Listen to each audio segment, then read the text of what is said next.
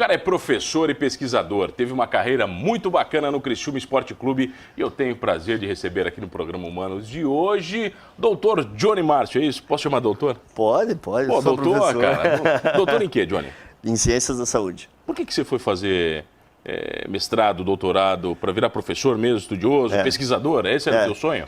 Na realidade eu comecei pelo esporte, né, mano? Eu comecei como vôlei, fui técnico de vôlei, tive algumas oportunidades para sair, mas quando eu entrei na universidade, faz algum tempinho, em 97, para dar aula. Para começar a dar aula. Estou há 22 anos na universidade, eu me apaixonei. E aí quem me levou foi o professor Carrilho. E aí eu disse, é essa vida que eu quero, vou seguir essa vida. Acabei fazendo mestrado na Federal, Santa Catarina. E depois eu fiz doutorado aqui mesmo em Ciências da Saúde, porque desde o mestrado eu estudava sobre obesidade. E aí aqui eu consegui realizar um estudo com obesidade em animais. Animais? Seres humanos não? Depois eu levei para os humanos. Porque é mais difícil de a gente compreender alguns mecanismos com gente, né? Não vai deixar eu cortar, não vai deixar eu tirar um pedaço do teu fígado para analisar. Então o que você concluiu nisso tudo? O exercício físico, ele é um grande potencial para diminuir o percentual de gordura, né? Melhora, diminui a obesidade, mas por alguns mecanismos bioquímicos e moleculares, que dentro do nosso organismo a gente tem alguns mecanismos bioquímicos e moleculares que atrapalham o sistema, por exemplo, para quem tem diabetes. Tem uma relação muito direta entre diabetes com obesidade. E a chave entre os dois é a mesma, da obesidade e da diabetes, que é um receptor lá específico. Então a gente pegou os ratinhos, treinou, fez exercício, para ver se melhorava esses marcadores, esses sinalizadores, e foi bem positivo. A gente vê que o exercício físico tem um papel bem importante nesse tratamento. Eu acabo fazendo pergunta para todo mundo que estuda isso. Você não encontrou nenhum estudo que diga que não fazer exercício faz bem para a saúde? Não. Nenhum, não tem? Não. Não tem jeito. Na realidade é o contrário, né? O que a gente vê hoje, a quarta maior causa de morte é o sedentarismo. Sedentarismo? É o Qual é a sedentarismo. primeira? Doenças cardiovasculares. Mas tem causado o quê? Porque por excesso de peso? Excesso de peso, hipertensão. Então uma coisa leva a outra, mas o sedentarismo por si só, ele já é um fator de risco. Discutir com a mulher? Tem o quê? Discordar da sua mulher em casa, vai. Deixa eu ver se eu acho que é traumas, assim, mortes por acidentes. E a quarta é a quarta? A quarta sedentarismo. Sedentarismo, cara. Eu estou no grupo de risco, hein? É verdade. E esse é um problema sério de saúde pública mesmo hoje. Veja que tem uma coisa, a gente copia tudo que é de ruim, né? Mas 2025 é para nós sermos o 5º país com o maior problema de obesidade no mundo. Primeiro Estados Unidos?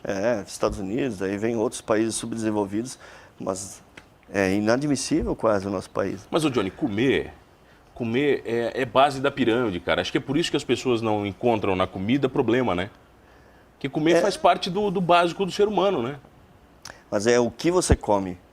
Por exemplo, nós, enquanto profissionais de educação física, se você me dissesse assim, mas exercício emagrece? Eu vou te ser sincero, ajuda. Mas ele por si só não emagrece. Se eu sair simplesmente correndo com a mesma vida que eu tenho hoje, talvez não adiante muito? Não, talvez pela vida que tu tens hoje, sim. Mas muita gente aí, agora eu comecei a fazer atividade física, então eu posso tomar uma cerveja a mais. Vou comer o dobro. Vou comer um pouquinho mais. Então o balanço é que é o interessante. As pessoas que querem emagrecer, se ela não tem nenhum distúrbio hormonal e etc., balanço energético, consumo e gasto. O quanto ela consome de energia, o quanto ela gasta de energia. É simples, é matemático. Eu ensino isso todo dia em sala de aula para meus alunos. É matemático. Você come 2.000 calorias, gasta 2.000, mantém o peso. Legal, beleza. Se você gasta 2.000 e come 3.000, para você ter uma ideia, você vai guardar.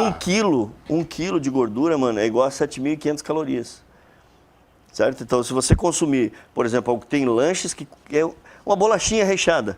Tá. É 1.000 quilos. Tu entrevistou, eu ouvi o... Dr. Cocô. Dr. Cocô. 1.000 quilocalorias, cara, uma bolachinha recheada.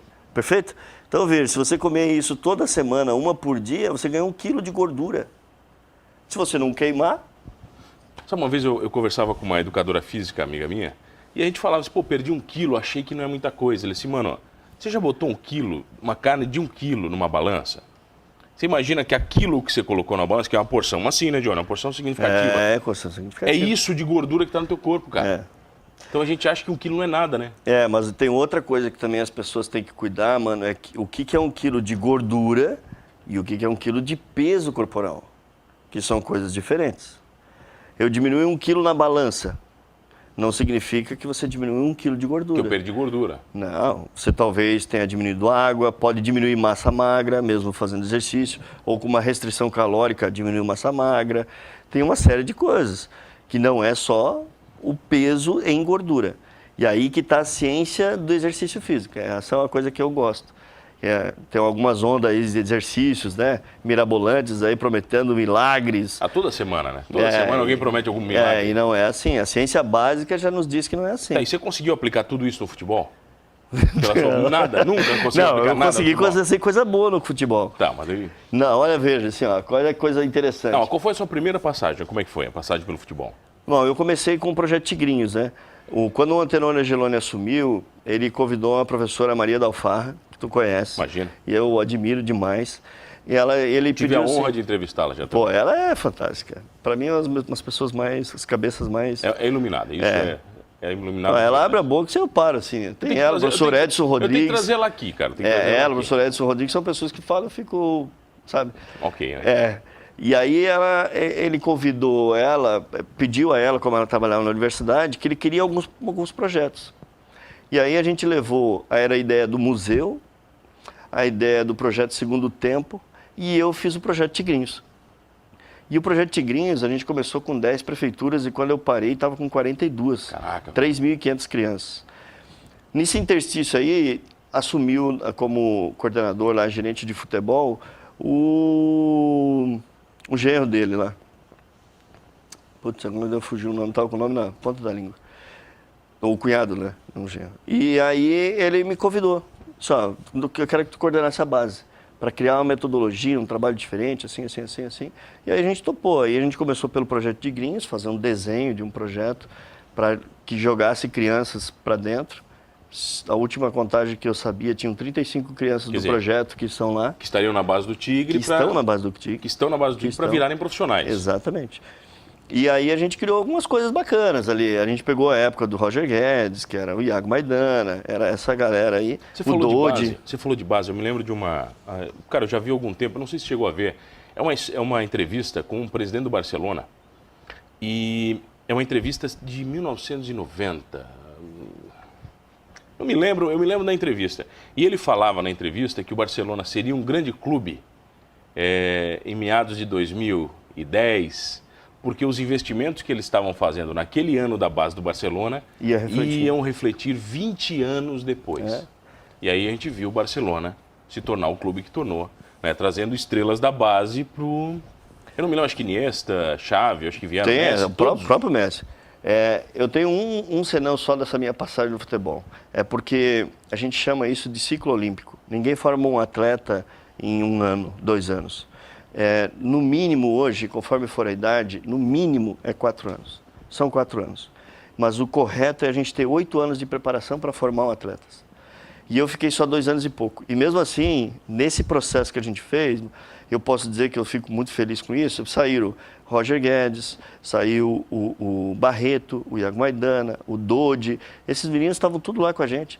Porque sentou eu, Kleber Medeiros, a Camila, que era nutricionista, sentamos e fizemos assim, vamos fazer um programa para esses caras. A Camila me enrolou e nunca me deu entrevista, sabe? Gente boa. Ela foi enrolando. A Camila foi depois pro... Ela saiu, foi para um clube fora, parece. Atlético. Né? Eu não me lembro qual foi o clube. Eu não lembro também o clube, mas ela subiu, foi para cima, eu me lembro também, ela contou a história. E aí, assim, a gente conseguiu fazer um programa bacana e esses meninos, quando a gente saiu, logo em seguida eles subiram pro profissional e renderam e foram vendidos. Então, eu queria ter ficado para acompanhar isso, né? Mas é um processo, né? A gente entende. É natural do futebol, né? É natural, infelizmente. Mas na época a gente também tinha resultado interessante. É que foi outras coisas Você continua no futebol depois disso ou não? Depois que você saiu? Eu continuo ainda. O que você faz? Hoje eu faço o projeto de captação. Então, de captação o quê? De recurso? De recurso público, né? Da lei de incentivo. Agora eu estou me envolvendo com um projeto ali com o Camboriú. O Camboriú está querendo voltar e montar um processo exatamente esse. Porque assim... Qual que é o lance do futebol? Os caras querem dinheiro, né? Quem está no futebol não é porque só é apaixonado por futebol, é porque é um negócio Até também. pode entrar pela paixão, né, Não, tudo bem, mas é um negócio. Vou tomar a tua água, a minha acabou, tá? Tá bom. E é um baita negócio. Eu acredito que seja um dos negócios mais valorosos que tem hoje. Imagina você pegar meninos, gastar 500 mil, que não gasta isso, para a formação dele em 6 anos, e você vender ele por 15 milhões, 20 milhões, 40 milhões. Onde você ganha isso? Então, ali eles estão tentando fazer esse processo lá também. Aí me chamaram para montar uma experiência de base, enfim, e a gente está conversando. Estamos namorando ainda, estamos pegando na mão. Você teve metido em FME também? Treinou time? Na época, eu fiz tanto a parte de gestão quanto como técnico. Na época que o Paulo Coutinho era diretor técnico, eu comecei ali como técnico de vôlei das categorias menores, no feminino. E depois, um certo tempo, quando eu estava na universidade, eu comecei com um time universitário de vôlei adulto masculino. Aí trouxe gente de todos os lugares. A gente acabou indo até a Liga, ganhamos a vaga, mas aí sem dinheiro, não existe abandonei. Vamos falar disso na volta? Vamos lá. Pode ser? Tenho o prazer de receber aqui o doutor, professor, pesquisador, um cara que entende muito do esporte, Johnny Márcio. Fica comigo, Mano Dal Ponte, eu já volto aqui no Manos. Voltei aqui no programa Humanos, eu sou Mano Dal Ponte, você já sabe, comigo 2 entrevistas inéditas aqui na RTV, às 11 da noite. E se perder uma entrevista, vai lá no YouTube do Humanos Talk Show, que você vai conseguir assistir todas na íntegra. É um grande prazer de receber aqui comigo o professor, doutor Johnny Márcio. Você estava falando de captação, cara, de recurso. Futebol é uma paixão para você? É. Você consegue se desligar do futebol ou não? Não, porque eu tenho um filho que inclusive é atleta. E daí? Está no Criciúma. Você está incentivando ele? Com certeza.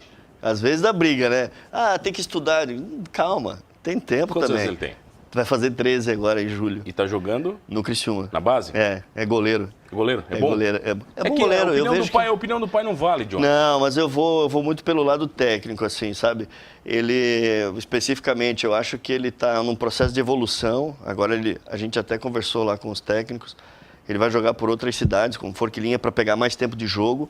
Mas ele tem uma capacidade de concentração e atenção muito boa. E isso é bom para goleiro. Principalmente para as questões de aprendizado, porque é muito o repertório técnico de um goleiro é muito diferente de um atleta de futebol de linha. Ô, Johnny, quando a gente fala de futebol profissional, a gente está falando de um mundo gigantesco. Quando você fala de futebol de base, você está falando de pegar meninos com sonhos gigantescos e transformá-los em atletas. Eu não tenho a porcentagem, você deve ter, mas com certeza 99% daqueles meninos não vão se tornar atletas profissionais. E vão ter frustrações e por aí vai. Como é que vocês lidavam com isso? Tem uma coisa que é extremamente importante, até tem uma declaração do Pep Guardiola em relação a isso. E o do Diniz lá, o técnico do... agora eu acho que ele está no Flamengo, no Flamengo não, no Vasco. Que o importante desse processo de formação é que a gente faça um processo educacional. Porque se ele não der certo dentro de campo, ele tem que dar certo fora. Né? Então, esse é acho que é o grande detalhe que precisa hoje nas categorias de base. Os meninos precisam aprender alguns conceitos básicos que estão do esporte, que é o respeito, que é a conduta, etc., para além das 4 linhas. Né? E aí, o que mais acontece hoje, o menino com 15, 16 anos, não quero mais estudar porque eu posso ser um jogador. Mas o posso, do 15 ao 19, é muito tempo. E aí o cara se perde, ele não tem mais estudo, não consegue mais voltar, e aí não tem profissão, e aí as diferenças que existem na sociedade. Mas como é que vocês lidavam com as estruturas familiares? Porque muitas vezes esses meninos vinham de classe social baixa. Em sua grande maioria. A grande maioria. Como é que é o psicológico desses meninos? Hoje tem uma vantagem, né, mano, que os clubes, por exemplo, Criciúma, né, vamos falar daquilo que é nosso aqui, né, tem uma vantagem muito boa, com a estrutura que tem física, ele consegue, eu acho que são 90 meninos que podem ficar alojados. E pela lei, a partir dos 14 anos, eu posso alojar. Então eu posso pegar esses meninos que inclusive têm vulnerabilidade e trazer para dentro do clube e eu dar o suporte. E o clube, eu sei que tem, porque eu conheço também, tem a sua assistente social, tem a psicóloga, que fazem todos os processos. Não é fácil, mano. Não é fácil. É uma responsabilidade gigante. E atleta de futebol também não é fácil para ser atleta. A gente tem que tirar o chapéu. Porque imagina, ó, vamos lá, tem o filho do Ricardo Martins aqui, que está no Flamengo. Você acha que é fácil um menino de 14 anos largar a família para ficar no meio de um monte de outros meninos e não ter mais vida cultural, não poder sair? É campo, treino, escola, campo, treino, escola? A gente acha tem muito foco, né? É complicado, cara, é bem difícil. O pessoal te difícil. chama muito para comentar futebol, para dar pitaco? Não. Não te chama, por quê, Não. cara? Não gosta de você? Não, porque a parte técnica especificamente, eu não sou o cara Você não manja muito do negócio? Não, a minha parte é muito mais gestão. Eu gosto da gestão do futebol. Você falou que o futebol é grana, mas ele é um mundo bastante sujo em alguns aspectos. E como é que se bem lida, interessante. Como é que você lida com isso, cara? O que precisa mudar no futebol? O que precisa profissionalizar mais, na sua opinião? Só as pessoas. O futebol é bacana, né? Futebol é maravilhoso. Agora, as pessoas é que são... Até tem um livro do Barcelona mesmo, tem aquela A Bola Não Entra Por Acaso, ele fala exatamente essas questões, assim. Tem um problema sério no futebol que é a vaidade, que é muito grande. É em maior, todos os setores. maior que em outros negócios, você acha? Eu acho que sim. Pelo poder que o futebol tem? Pelas oportunidades, eu acho, mano. Acho que pelas outras... Porque numa empresa, você tem a ordem hierárquica e vai acontecer aquilo. Você sabe até onde você pode ir também, né? Exatamente. E no futebol, às vezes, não. Então, às vezes, tem muita puxada de tapete, tem muita sacanagem, assim. Algumas pessoas comparam, eu nunca tive na política, né? Mas então, algumas pessoas comparam, inclusive, com o jogo político. Política? Com o jogo de interesse, com o jogo de troca, né? Para poder ter... E aí, talvez esse seja um erro que eu tenha cometido. Mas você falou dos milhões, por exemplo, né? Como é que fica a cabeça de um menino, cara, que até semana passada estava alojado no clube e de repente foi vendido por 10 milhões, 15 milhões, 20 milhões e a mídia toda cai em cima dele? Eu imagino que uma pessoa que já tem a estrutura familiar bem definida já balance. Não, já balance nesse momento. Você imagina uma pessoa que não tenha, cara. Você viveu isso, você conseguiu ver isso acontecer? Consigo, pô. Eu posso dizer. A gente teve meninos aqui, e eu não sei o quanto que isso balança, assim, mas vamos lá. O menino sai daqui com um salário de R$ 1.500, com 17 anos de idade, tá? Assina um contrato e aí ele passa por o que hoje tem no futebol, que é produtividade. Quanto tempo tu joga, se você joga, se é convocado, se faz gol. Conforme você vai fazendo tudo isso, então ele passa para ganhar R$ 7.500. Acerta uma negociação para ir para um outro clube para ganhar... Para ele isso já... Cara, com 17 anos. Aumentou 500% o salário. Vai para 18 anos e ele acerta para um clube para ganhar R$ 75 mil. Você já está localizando, né? Aí ele vai para 75, 80 mil reais. E ele vai também com a mesma lógica de produtividade. Ele dá certo. E ele vai para 150. E 6 meses depois ele é negociado para ter um salário de R$ 1 milhão. Fica complicada a cabeça do menino, que não tem muita estrutura. Então, eu sempre digo isso, assim, a gente olha aqui e a gente critica, o cara não treina. Cara, mas veja, o cara ganha R$ 1 milhão por mês. Ele sabe que se ele jogar um ano, ele está com a vida pronta. Sabe? Então, a cabeça, se ele não tiver cabeça, não tiver foco, como muitos outros atletas tiveram, e ele sabe também que a vida é curta, é isso que ele não sabe entender, né? Mas a vida no futebol é curta. É muito curta, muito curta. Hoje tem jogadores jogando até 38, já tem um pouquinho mais, né? Mas é muito raro ainda, muito raro. A gente vê que um jogador de 40 anos tem condições plenas para jogar se cuidar, né?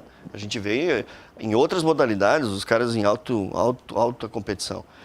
Teve um goleiro com 46 na Copa do Mundo? Sei, o goleiro da Itália, pô. O Buffon? O Buffon tem 40 e alguma coisa, 42, acho. Então... E quem é que vai dizer que o Buffon joga mal, né?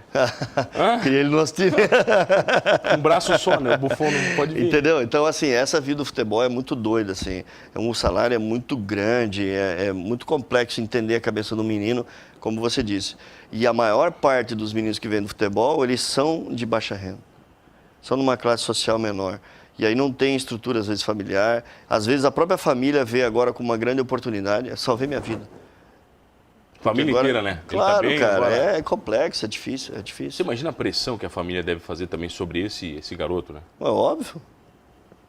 Imagina a cabeça do menino. Então, é difícil, assim, aí o menino fica alojado, não tem família, não consegue ver, a família está longe, ganha dinheiro, daqui a pouco vira uma celebridade, e aí, como que você, sabe, como que você Mulheres, festa... Tudo, é tudo. Porque começa a viver...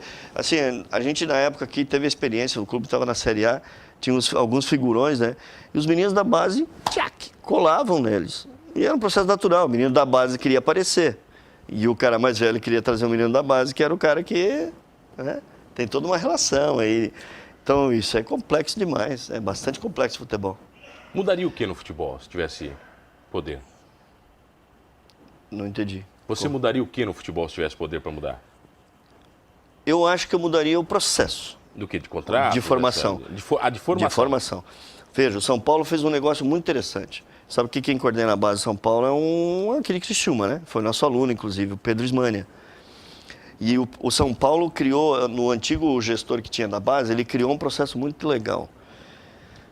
Porque hoje é indiscriminado. Você pega meninos, às vezes, de sub-23 ganhando R$70 mil em clubes, sub-20. É desproporcional. São Paulo criou uma hierarquia de salário. O São Paulo vai te colocar no mercado depois do sub-20. Até o sub-20, o seu salário, vamos supor, eu acho que é 7 mil, 7.500, que não é ruim.